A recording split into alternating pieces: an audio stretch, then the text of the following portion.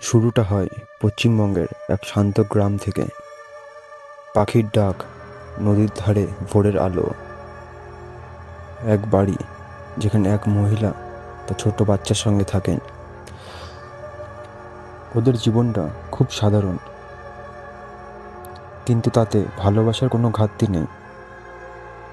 এই মায়ের নাম অম্বিকা।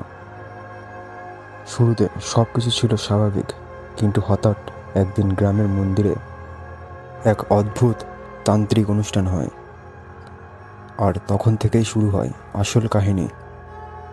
তান্ত্রিকেরা ঘোষণা করে এক দুষ্টু আত্মা আবার ফিরে এসেছে। রক্তবীজ নাম শুনেই গা ছমছম করে ওঠে। রক্তবীজ, যার প্রতিটি বিন্দু থেকে জন্ম নেয় নতুন এক দানব। সে আবার ফিরে এসেছে পৃথিবী ধ্বংস করতে।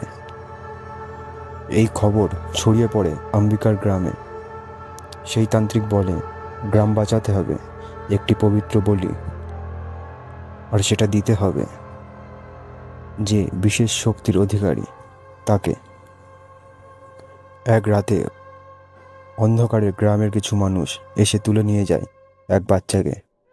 মা অম্বিকা ছুটে যায়, কিন্তু তখন অনেক দেরি হয়ে গেছে। চোখের সামনে থেকে তুলে নেওয়া হয় তার প্রাণের টুকরো মেয়েকে। এখানেই শুরু হয় এক মায়ের যুদ্ধ। অম্বিকা জানে তার মেয়ে বেঁচে আছে। সে কখনো বিশ্বাস করেনি যে তার মেয়েকে বলি দেওয়া হয়েছে। বুকের ভিতর গুমড়ে ওঠে একটা যন্ত্রণা আর প্রতিজ্ঞা, আমি একদিন আমার মেয়েকে খুঁজে বার করব। সে বেঁচে আছে, আমি জানি।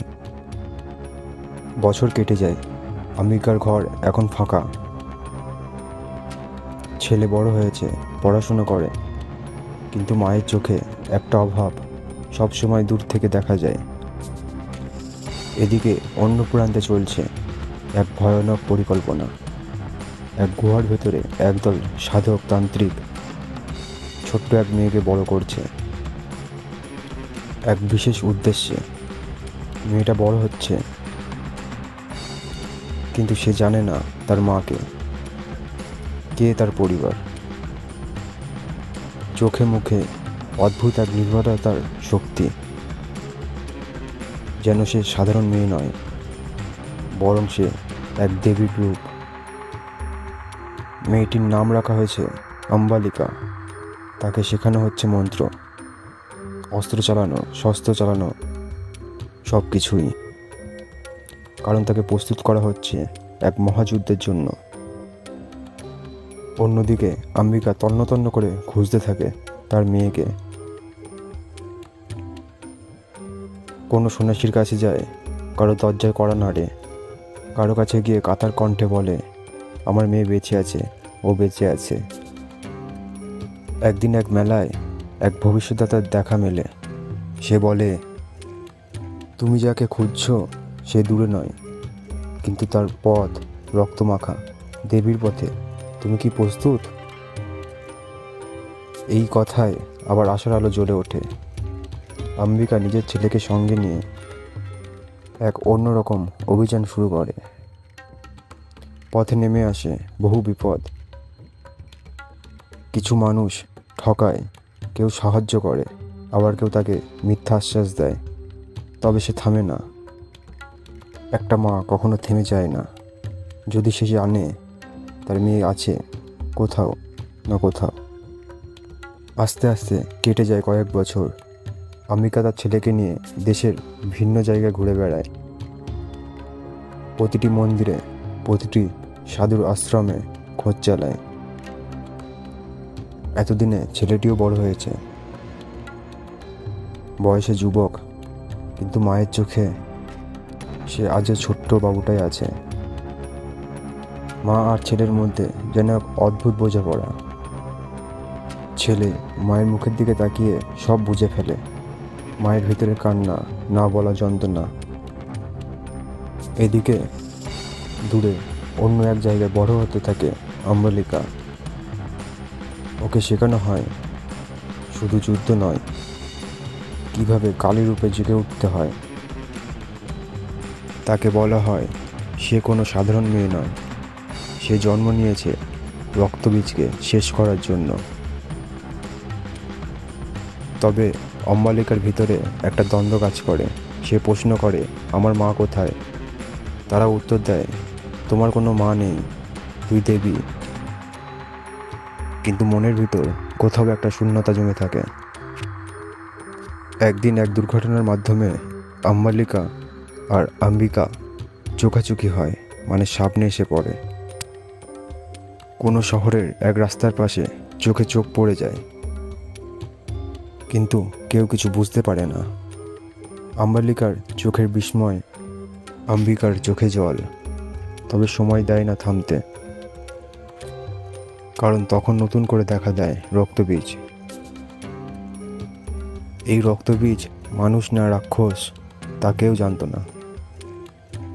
তার শরীর ছুঁয়ে যদি রক্ত পড়ে মাটিতে, তা থেকে জন্ম নেয় আরও একটা রক্তবীজ।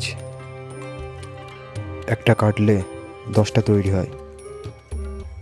অম্বালিকাকে এই কারণেই তৈরি করা হচ্ছে। তবে এখন তার সামনে আসে সবচেয়ে বড় প্রশ্ন, সে কি শুধু এক যোদ্ধা নাকি কারোর মেয়ে? অম্বিকার কণ্ঠে উঠে আসে সেই ডাক, তুই আমার রক্ত, তুই আমার আত্মা, তুই আমার অম্বালিকা। এই ডাকে অম্বালিকার ভেতরে কিছু একটা পরিবর্তন হয়। সে হঠাৎ থেমে যায়, ভাবে, আমি কোথায়, আমি কে? এই দ্বন্দ্বের মধ্যেই শুরু হয় মহাযুদ্ধ। রক্তবীজের রূপে ধ্বংস আর মৃত্যু নামিয়ে আনতে চায় এই পৃথিবীর বুকে। অম্বালিকা, যে কিনা এতদিন নিজের পরিচয় খুঁজে পায়নি, আজ নিজের মায়ের সামনে দাঁড়িয়ে বলে, মা, আমায় শক্তি দাও, আমি রুখে দাঁড়াবো।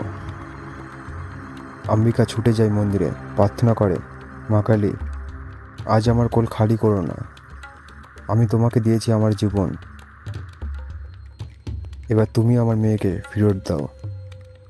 আর সেই মুহূর্তে অম্বালিকার চোখের মধ্যে দেখা যায় এক অদ্ভুত আলো, যেন স্বয়ং মা কালী জেগে উঠেছে তার মধ্যে। ঘন অন্ধকারে ভেসে আছে বজ্রপাতের শব্দ, আকাশ কালো, বাতাস থমকে গেছে। পুরো পৃথিবীর সামনে যেন দাঁড়িয়ে আছে একটাই প্রশ্ন, এই ধ্বংসের শেষ কোথায়? অন্যদিকে অম্বালিকা দাঁড়িয়ে আছে এক বিশাল শূন্যতার মুখোমুখি। তার সামনে দাঁড়িয়ে রক্তবীজ, একটা নয়, শত শত রক্তবীজ, প্রতিটি যেন আগুন হয়ে জ্বলছে। অম্বালিকা এখন আর কেবল এক মেয়ে নয়, সে মা কালীর রূপে শক্তির এক প্রতিচ্ছবি। যুদ্ধ শুরু হয়। রক্তবীজের প্রতিটি আঘাত সে ফিরিয়ে দেয় কৃপানে, শক্তিতে আর মায়ের আশীর্বাদে। এই লড়াই কেবল রক্ত মাংসের নয়, এটা আত্মার, বিশ্বাসের আর এক মায়ের ডাকে জেগে ওঠা এক সন্তানের লড়াই। অম্বিকা দূর থেকে দাঁড়িয়ে দেখছে নিজের মেয়েকে, চোখে জল, মুখে হাসি। একটা কন্যা যে এতদিন ছিল না পাশে, আজ সেই হয়ে উঠেছে রক্ষক। শেষ মুহূর্তে রক্তবীজ যখন আবার রক্ত ফেলতে চাইছে, তখন অম্বালিকা কালীর রূপ ধারণ করে, আর সেই রক্ত শুষে নেয় নিজের মধ্যে। মাটিতে আর এক ফোঁটাও রক্ত পড়ে না। রক্তবীজ ধ্বংস হয়, শক্তি থেমে যায়, শান্তি নামে আকাশে। মেয়ের কপালে চুমু খেয়ে বলে, আমার ছোট্ট মেয়ে, তুই তো আসলে কখনোই হারাসনি আমাকে, আমি তোকেই খুঁজছি, আর তুই তো শক্তি হয়ে এসেছিস। কিন্তু তখনই ঘটে সবচেয়ে আবেগঘন ঘটনা। অম্বিকা দেখে অম্বালিকা ধীরে ধীরে অদৃশ্য হয়ে যাচ্ছে। মা কালী তাকে ডেকে নিচ্ছে আবার, কারণ সে দেবী। এই পৃথিবীতে তার জন্ম হয়েছিল কেবল রক্তবীজকে শেষ করার জন্য। অম্বালিকার শেষ কথা, মা, আবার দেখা হবে। তারপর আকাশের দিকে তাকিয়ে অদৃশ্য হয়ে যায় সে। একটা মা যে তার সন্তানের জন্য জীবন বাজি রেখেছিল, সে আজ দাঁড়িয়ে আছে শূন্য কোলে কিন্তু ভরা চোখে। এই ছিল আজকের মা মুভির এক্সটেন্ডেড স্টোরি। আমরা মুভি এক্সপ্লেন করি কিন্তু একটু অন্যভাবে, একটু অন্য ছন্দে, নিজের মতো করে, একটু গল্প বানিয়ে। কেমন লাগলো বন্ধুরা আজকের ভিডিও?